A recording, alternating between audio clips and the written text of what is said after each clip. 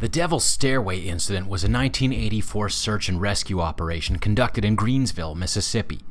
It is most notable for its location, an unusual architectural feature constructed beneath a late 19th century tannery. The stairway, constructed for unknown reasons, was discovered during the course of the operation and was found to descend far deeper than any other man-made structure at that time. Though now collapsed, it has baffled historians, engineers, and architects since its discovery. Despite being a popular and much discussed event amongst followers of the occult and paranormal, the Devil'S Stairway incident went largely unnoticed, overshadowed at the time by events involving the United States and Lebanon. The incident began in late February 1984 with the abduction of 8-year-old Amanda Simmons. After several days of searching, the girl was allegedly spotted entering the abandoned tannery unaccompanied. Sheriff James Holt responded to the call, and upon investigating the building, discovered the entrance to the stairway in the basement of the tannery. The building had been previously home to squatters and vagrants, who later claimed that the entrance to the stairway had, until recently, been clogged with debris, and only recently been cleared by some mysterious person or group. Sheriff Holt conducted an initial search of the stairway, baffled to find that it simply kept going on and on, seemingly without end. An hour later, he returned to the surface to radio for reinforcements. A much larger rescue operation commenced, and specialists were brought in from both the FBI and the military. On the afternoon of March 1st, a team of 5 rescuers entered the staircase. The team consisted of Sheriff Holt, structural engineer Dr. Claire Atwater, Air Force Pararescue Sergeant Clayton Jackson, and FBI Special Agents Anthony Esposito and Valerie Harper. The team maintained communication to the surface using a military field phone, which required that a communication line be unspooled behind them as they traveled downward. In a communication to the surface, the stairs were described as being of simple construction, with flights of 25 steps interrupted by a small landing.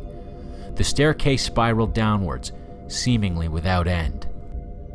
6 hours into the search, the team reported hearing strange sounds, but were unable to locate their source. Based on the amount of cable unspooled, the team estimated their depth to be approximately 500 meters. After 12 hours of searching, and at a staggering depth of 800 meters, the team discovered Amanda, who was making her way downwards in the dark. After talking to the girl, it was determined that she had been part of a larger group that had left her behind for unknown reasons. The group was later discovered to have been members of the New Galileans, a secretive Christian congregation and alleged doomsday cult led by a man named Frederick Wilson. At a depth of 1 kilometer, Dr. Atwater reported that the composition of the stairs had changed from concrete to stone, and they appeared to have been constructed, as she described, no later than the mid-1700s. At 1,300 meters, the team discovered some sort of hatch in the stone wall. It was described as being a slab of rock, a meter square, wedged into an opening, without hinges, a handle, or any other obvious means of manipulating it. On the surface, a media frenzy began. If confirmed, this would be the deepest non-industrial structure ever built. At 1.5 kilometers deep, the surface received word that Agent Harper had stumbled and fallen down a flight of stairs, breaking several bones. It was decided that Sergeant Lewandowski would remain with Agent Harper and await rescue while the rest of the team continued downwards. The sergeant was able to tap the line at that point with a backup field phone, allowing him to communicate with both the surface and the rescue team. At 9 p.m. on March 2nd, at a depth of 2 kilometers, the team discovered the body of one of the New Galileans. It was an adult male hanging from the ceiling. Sheriff Holt believed that the man had been hung by other members of the group, as there was no obvious means for him to have done it himself. At 9:36 p.m., Agent Lewandowski, still waiting with the injured Agent Harper, reports to the surface that he has heard a grinding noise from back in the direction of the hatch. He leaves Agent Harper to investigate and is never heard from again. At 1 a.m., the rescue team makes a gruesome discovery. They are at a depth of 2.5 kilometers and breathing with the assistance of oxygen tanks, and report that the temperature is above 120 degrees Fahrenheit or 50 degrees Celsius. They have discovered the bodies of 11 members of the Galileans, apparently dead from asphyxiation. Based on signs in the area, the team suspects that these members have been attempting to return to the surface. At 2:30 a.m., contact with the team suddenly cuts off. After 20 minutes, the surface receives a communication from Dr. Atwater, who explains that something had suddenly started pulling communication wire back up the stairs. After a brief tug of war, whatever it was stops.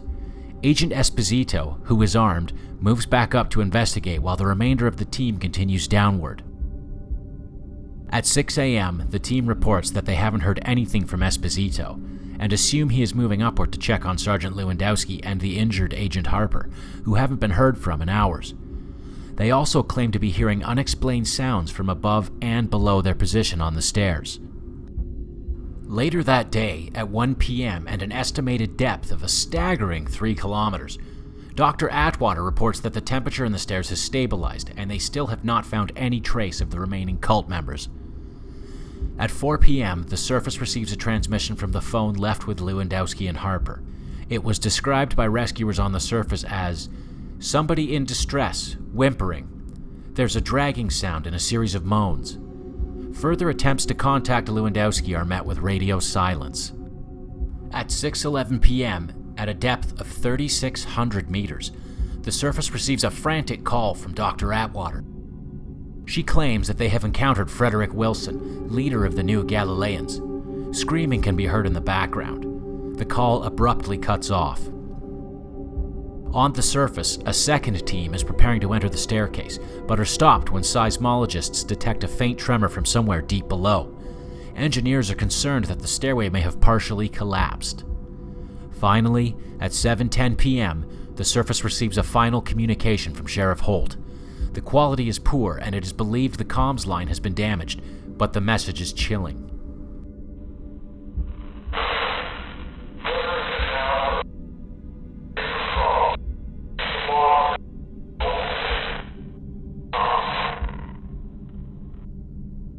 No more transmissions are received from the Devil's Stairway, and further rescue parties discover the stairway is blocked a short distance in. The search party, as well as the cult members, are declared lost. What was the Devil's Stairway? Who built it and why? Later research casts doubt that the stairs were anywhere near as deep as claimed by the rescue party, and the hype surrounding the event quickly died down, overshadowed by other world events. But one thing is certain: 15 people went down the Devil's Stairway, never to return.